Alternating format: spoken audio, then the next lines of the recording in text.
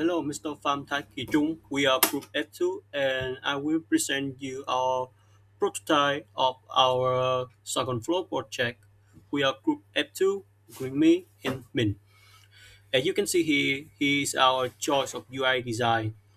We want to keep the UI UX as simple as possible for our customer, especially when people tend to ignore or feel or see it as a nuisance when the app they're using have too many features that they find unnecessary, and it might confusing them or even sway them from using our own web, our own product, our app.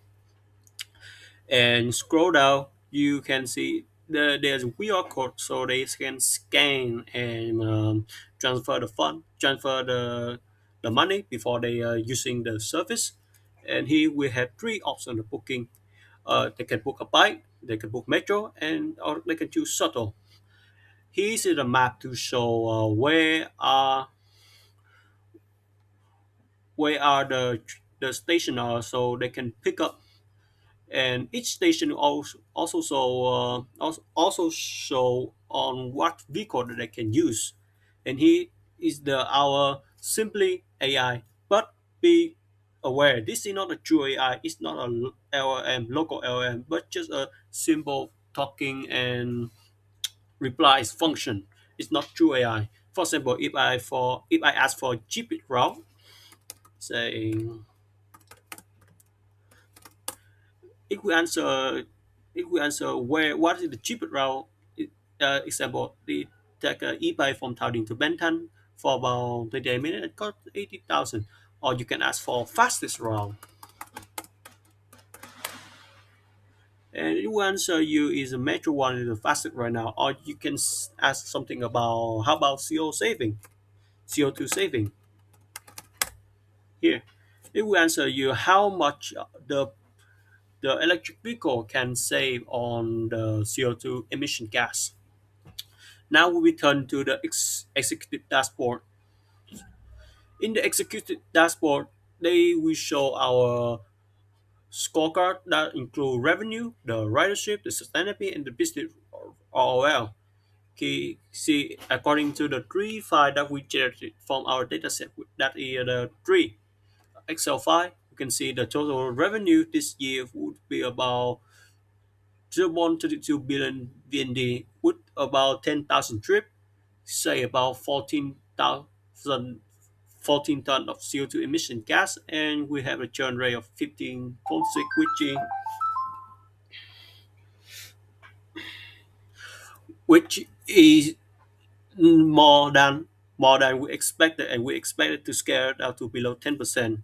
And here we can see uh, the weather condition affect the weather condition affect our revenue. As you can see, when it's light rain or heavy rain, we tank the more revenue, especially in with vehicles such as the e-bike. But we have a certain surge in train and shuttle. Yeah, you can see on the graph right here. So most of our business consists of most of our customer using e-bike with the shuttle metro on the had no significant difference, with followed by 27.8% and 27.2%. Sen, sen. Now, and we also have our model also give an insight such as when heavy rain is predicted, it estimated 23% reduced by during shuttle demand, and the damage surprising on rainy day could yield an additional 4.2 billion a year in revenue. The e-bike ridership dipped in 41% in heavy rain, suggesting covering docking infrastructure acquisition as a capital investment priority. Now we switch to Fleet Manager Portal. This is where you manage your vehicle. As you can see, we have total 2,100 vehicle with the average battery about 55.5%, and the vehicle that below 20% in battery would be around 233 vehicle. But unfortunately, But fortunately, we do not have any vehicle that below 10% charging. And here, the you can manage the vehicle by types such as if I choose e-bike, we show only e-bike, but if I choose shuttle bus, we show shuttle bus. And here we have the battery level and the lab maintenance days. And we can also filter it by the by the battery percentage that they have. Let's say if they are say lower than 20%, it will show here as we have around 26 recall below 20% that need critical maintenance right now.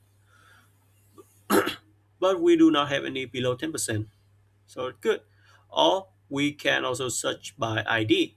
For example, this ID V1851 can put the ID here and voila, right here. And below here is the chart to show how much percentage of the vehicle that below 20% and the current battery charging level. Okay. Now we move over to the AI predicted engine. Okay.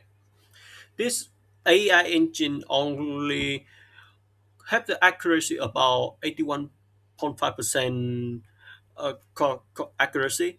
It had the precision churn about 33.3%, but to record the real churn, the actual number, not judged by the model, which explain why only 81.5% correct, would be 8.1%. And the high risk user, the actual high risk user, would have probably more than 60% if 45 people.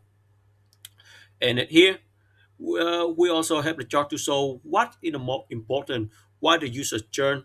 As you can see here, the loyalty point is the more impact, followed by the average duration mean, which is the use, and the total spend average fare. Age could be a factor, but it's not as important as other four. And below here, the total job putting ratio, reform mode, and mode diversity is not critical. And here you can see the churn rate referred by group and a group. We can see the people from 35 to 45 years uh, age would be have the will tend to have tend to have larger churn rate when they using shuttle. 25 to 35 years age would be e-bike, and metro bus would be less than 25 years old. You say to the trip.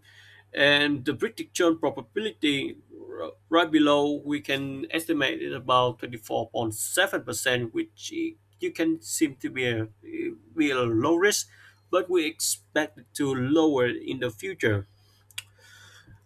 So our insights show that the second flow have a 45 hybrid user, the churn with the churn probability more than 60%.